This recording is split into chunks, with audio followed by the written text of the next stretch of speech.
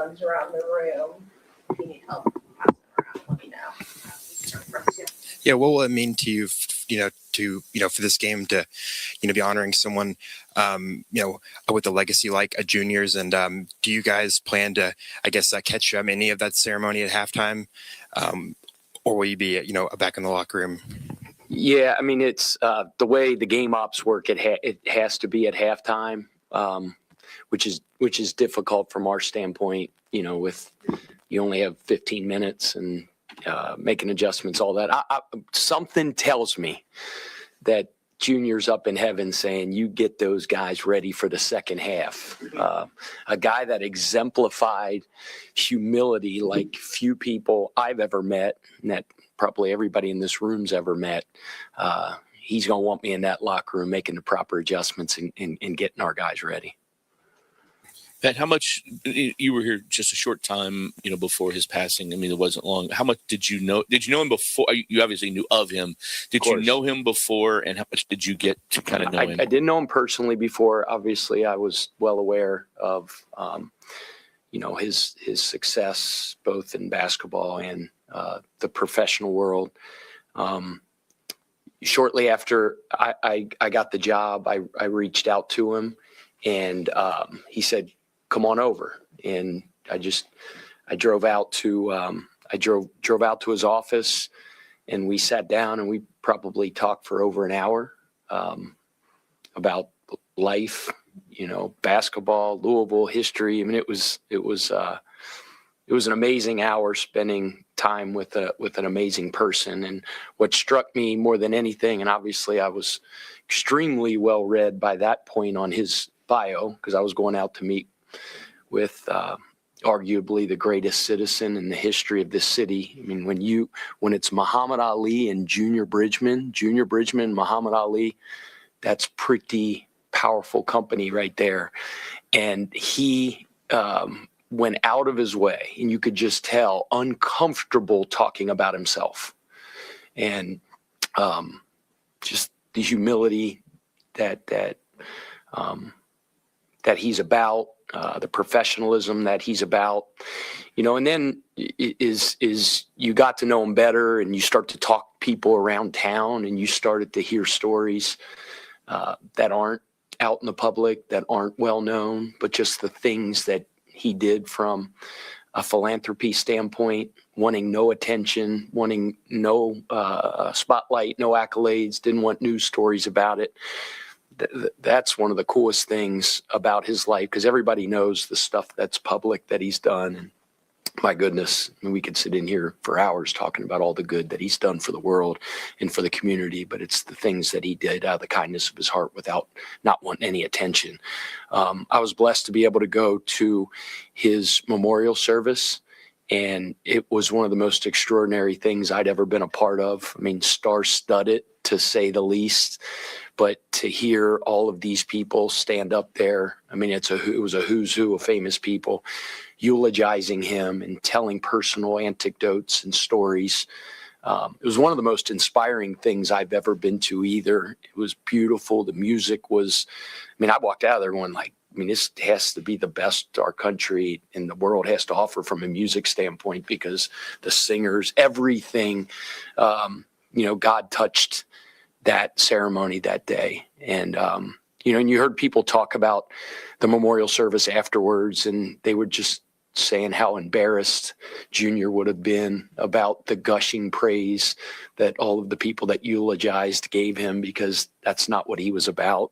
But I'm blessed in a short amount of time to get to know him. I wish I had more time to get to know him better. But the stories will live on, his legacy will live on, and the way he inspired people to live for others, to live with humility, to love life, to attack what you do with a passion, with everything you got, is the legacy that he'll leave in this town and in our basketball program.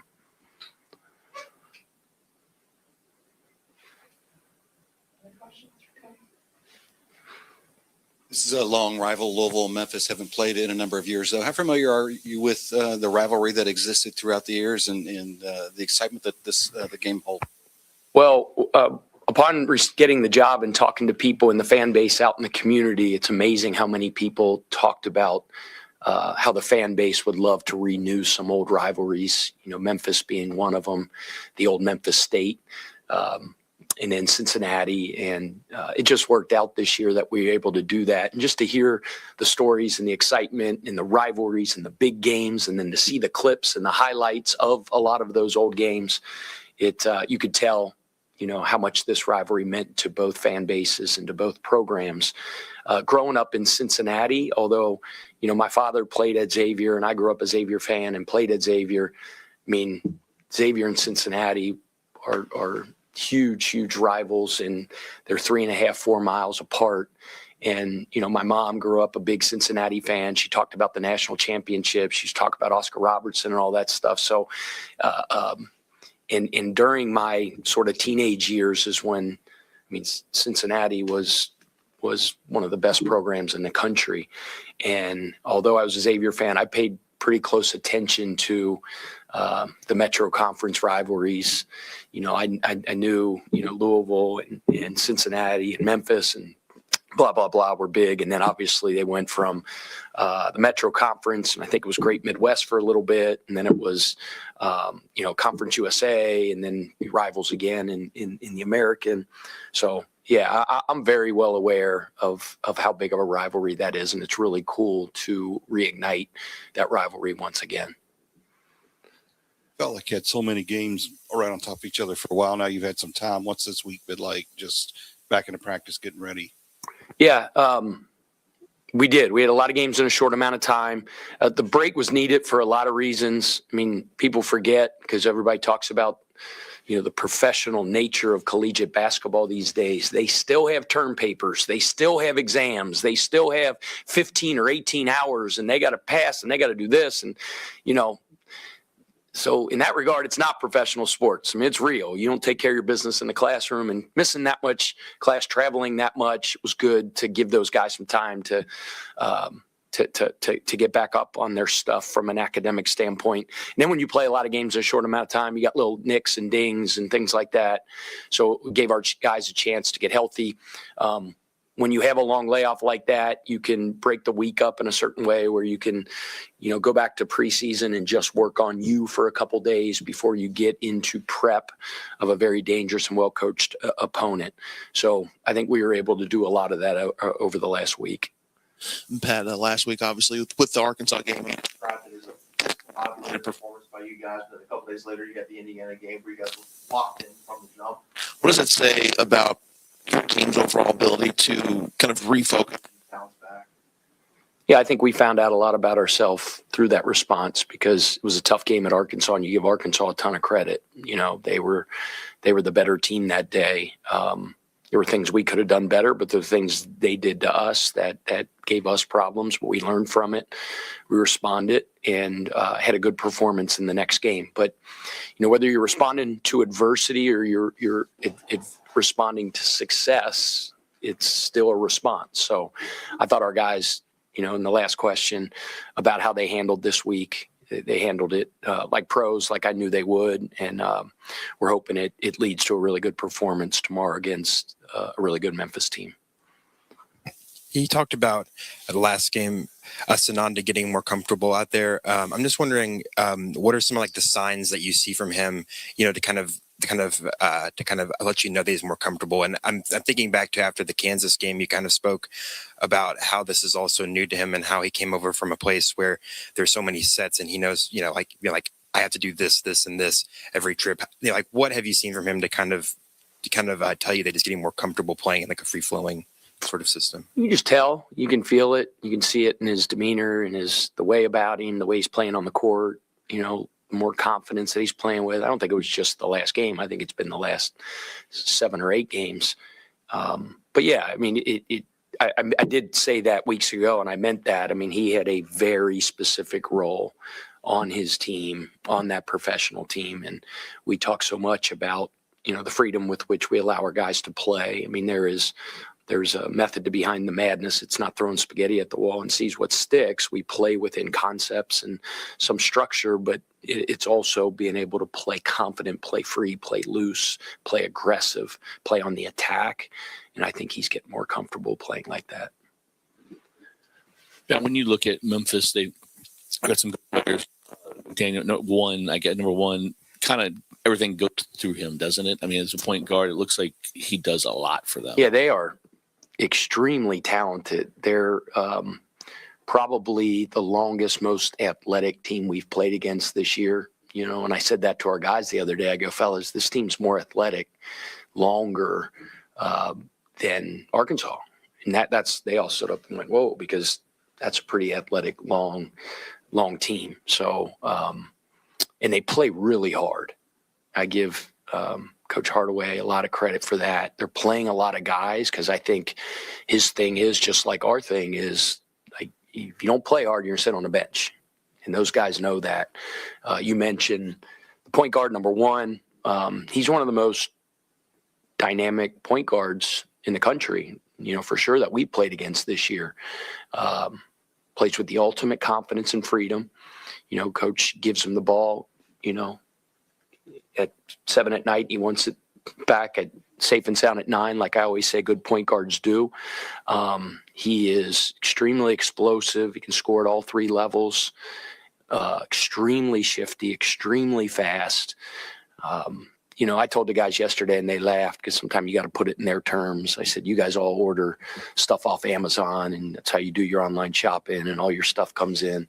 You put your address in. He puts his address when he orders something, the lane, the paint, because he's there all the time. He gets there in transition. He gets there off the bounce. He gets there off the pick and roll. And then they are as ferocious crashing the glass, an offensive rebounding team as there is in the country as well.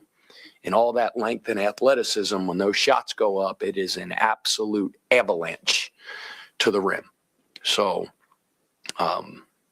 he's a big key. You know, you always say the head of the snake. That's what, you know, really good point guards are.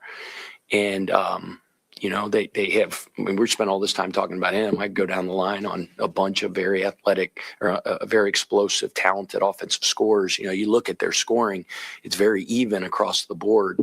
You know, one averages 14 a game or so, and then it's like 10, 10, 10, 10, 10, or 9, whatever it is. But you can't really just key in on one guy because they have a lot of guys that can hurt you in a lot of ways. In that regard, does that change anything that you want to do, just in terms of, I guess, like a personnel or matchup? So heading into this game, like things you might have taken away from that loss at Arkansas. I mean, you're going way back really now. Athletic team. Yeah. I mean, we learned stuff from the last game against Indiana when everybody was in here, you know, telling us we hung the moon. We're the greatest team since the 86 Lakers or whatever it is. But we did a bunch of stuff in the Indiana game that we needed to clean up. We did a lot of really good things as well. Same thing in the Arkansas game. We did some things well, did a lot of things poorly as well. I mean, the two things that really hurt us against Arkansas more than anything is offensive rebounding, and we fouled too much. And we pride ourselves so much, just like Coach Hardaway does with his team, on their toughness and their tenacity and how hard they play. We do the same thing.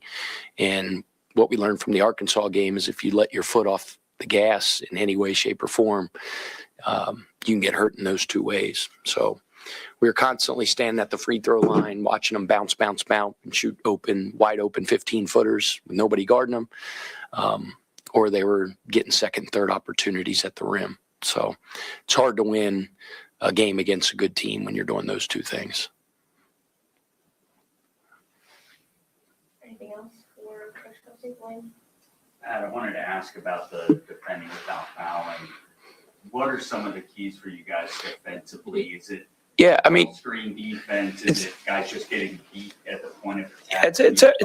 It's everything. And I think if you look at our metrics, we do a pretty good job of guarding without fouling. You know, I mean, our opponent's free throw attempt per field goal attempt. I mean, we're not best in the country, not the worst in the country, probably somewhere around average. We just, you know, we always say fouling negates hustle. You know, I think if you're really, really, really solid in your scheme and what you do in all facets. You mentioned transition defense. You know, you got to guard without fouling. Pick and roll, you got to guard without fouling. 1-on-1, you got to guard without fouling. On the glass, you gotta do it all without fouling. That goes for any team. So, you know, we play a physical game. We play an attacking game. So does Memphis. We got to do a good job of defending them in all facets, you know, without fouling. It's going to be a very physical game. It'll be a difficult game to officiate. I can promise you that. So it'll be great. And, you know, the other thing everybody asked me about, the rivalry being ignited, and Memphis, who's a really good team coming off a huge win against Baylor. And then, you know, obviously we're having a good early part, really good early part of the season. I know it's going to be absolutely frigid out tomorrow. It's going to be single digits, but it's Saturday afternoon at 3:30 in Louisville, and it's Memphis Tigers and the Louisville Cardinals. Like Yum Center, if you're thinking in any way, shape, or form, like it's cold out, like I'm just gonna watch it by my fire, and I'm gonna have no. No, we need you. Get out of your comfort zone, because we're getting out of ours, because we're playing a really good team. Hey, schedule Memphis. Hey, schedule Cincinnati. Schedule the Lakers. Schedule the Celtics. Done. Where you at? Where you at? Get out of the cold. Go. A lot of you got automatic starters now. Just start the car, get it hopping, and then go get down to the Yum, get there early, get in the restaurants, get in the bars, because you know what? That helps Louisville too. That helps our economy. Go get some lunch, go get a couple beers, be feeling pretty good when you walk in there, and then be a factor in the game tomorrow. We need you. We need you. We need that place hopping tomorrow. Like, I want to look up in the upper deck and go, gosh, dang, I don't see many empty seats. If you don't have your tickets yet, get them. It's a really good Memphis team tomorrow. And we need a big-time win, and we have that sixth man. It's a game changer. We'll see you tomorrow at the Yum. Well, thanks, guys. Freaking out.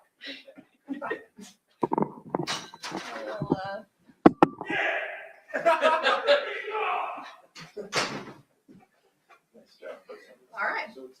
Did you expect that one when you asked the question? That was good.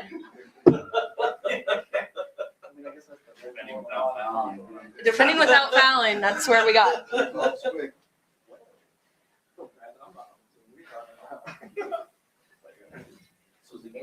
It's actually in Memphis. It's at FedEx Forum. It's colder. Clark County, what? No. Is it colder in Memphis? It was. All right. This mic's messed up.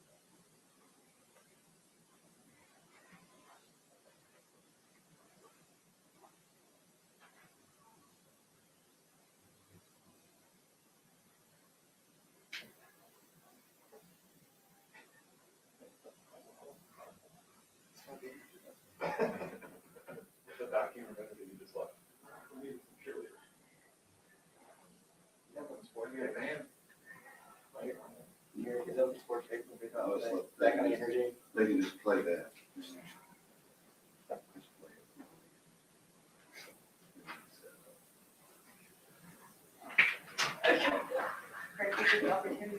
What's up?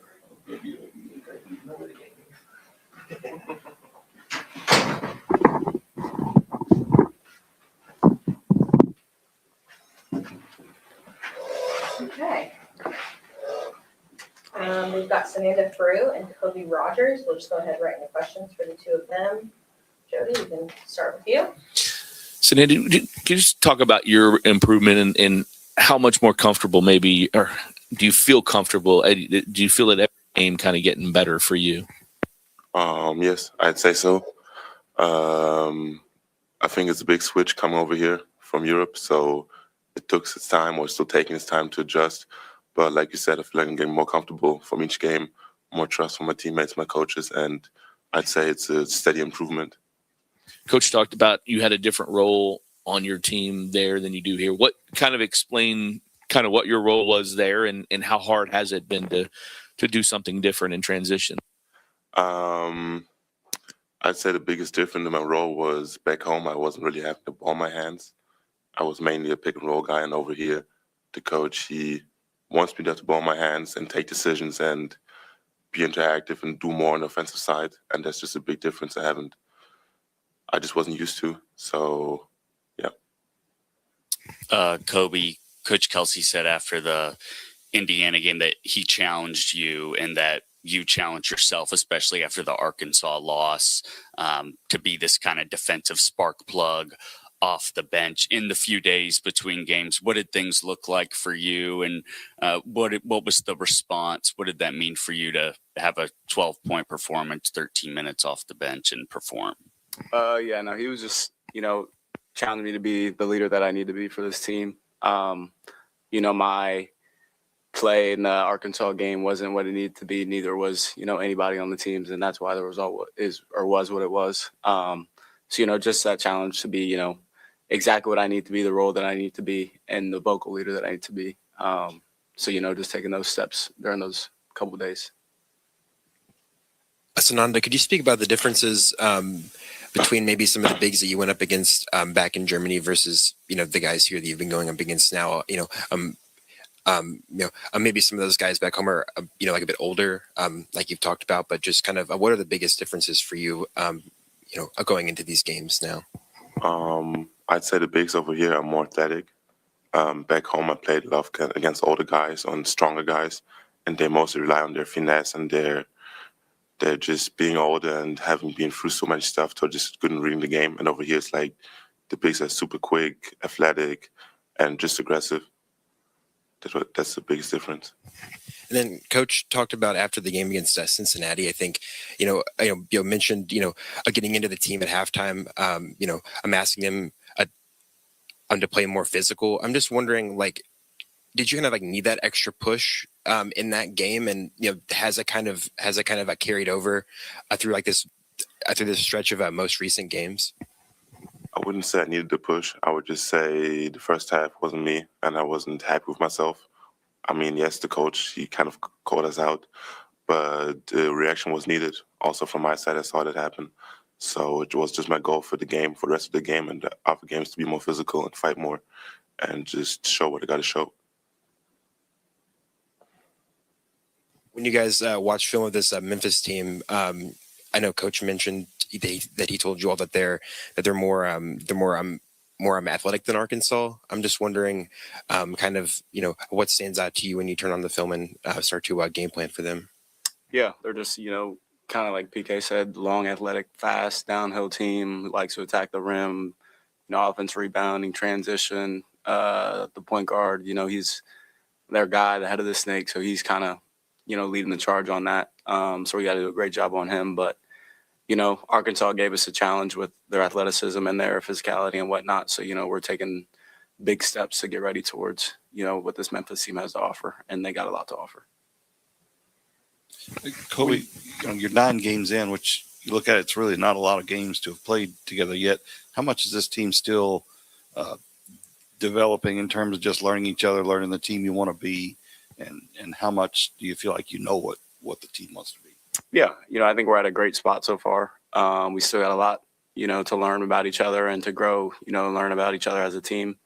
But, I think it's every day in practice. You see guys having side conversations about, a switch that they may have had in a possession before, crashing or not crashing on this possession or, trapping or not trapping and whatnot. So I think, the more that we have those conversations and the more that, we kind of listen to each other and, respect the standard that we have for this program, then, we'll be just fine.